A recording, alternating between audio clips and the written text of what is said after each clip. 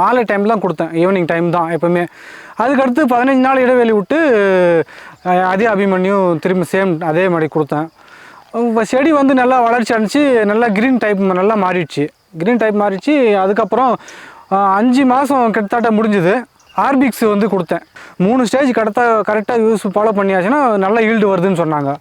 அதனால் அந்த 2வது ஈல்டு நான் கொடுக்கும்போது அவங்க வந்து 5 மாதத்துலேருந்து 6 மாதம் அந்த டைமில் கொடுக்கலாம் அப்படின்னு சொன்ன பின்னாடி அந்த டைம் அந்த ஈல்டு கொடுத்தேன். அந்த கொடுத்த பின்னாடி இதெல்லாம் எனக்கு நல்ல ரிசல்ட் வருதுங்க. பாருங்கள், நல்லா பச்சின்னு எல்லாமே தெரியுது.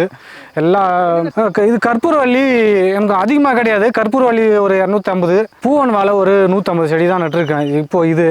அதுக்கடுத்து ஒரு ஸ்டேஜ் இருக்குது, அது இப்போ ஒரு 3 மாதம் ஆகிடுது. அதுவும் கற்பூரவள்ளி ஒரு 250 செடி திசு தான் நான் நட்டுருக்கேன். நான் இந்த உரம் ஏன் பயன்படுத்துகிறோன்னாங்கன்னா, இப்போ யூரியா டிஐபி இதெல்லாம் வந்து நமக்கு செலவு அதிகம் வந்து நம்மளுக்கு ஆட் செலவும் அதிகமாகுது. நான் எப்பவுமே வந்து யூரியா டிஏபி கொடுத்ததில்லை. இப்போ டிஏபி எக்ஸாம்பிள் ஒரு 1400 ஒரு மூட்டை வருது. இந்த ஏரியா நான் போடுகிற ஒரு 250 செடியில் எனக்கு ஒரு 900 ரூபாயிலே வேலை முடிஞ்சுது. 900 ரூபாயில் வேலை முடிஞ்சுது. அதுபோல் பயிரும் நல்லா இருக்குது. இந்த நான் மொத்தமே ஆர்கானிக் யூஸ் பண்ணுறதுனால என் நிலம் எல்லாமே எந்த நிலத்தில் பார்த்தீங்கன்னா மண் வெட்டினீங்கன்னாவே மண்புழுவாக இருக்கும்.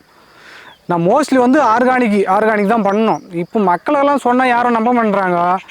அது பிரச்சனை இல்லை, நம்ப. ஆனால் போக தெரிஞ்சுக்குவாங்க. இன்னும் ஒரு 5-6 வருஷம் கழிச்சானாவே இந்த ரசாயன உரம் போகிற நிலத்துலலாம் இனிமேல் பண்ண முடியாது கண்டிப்பாக.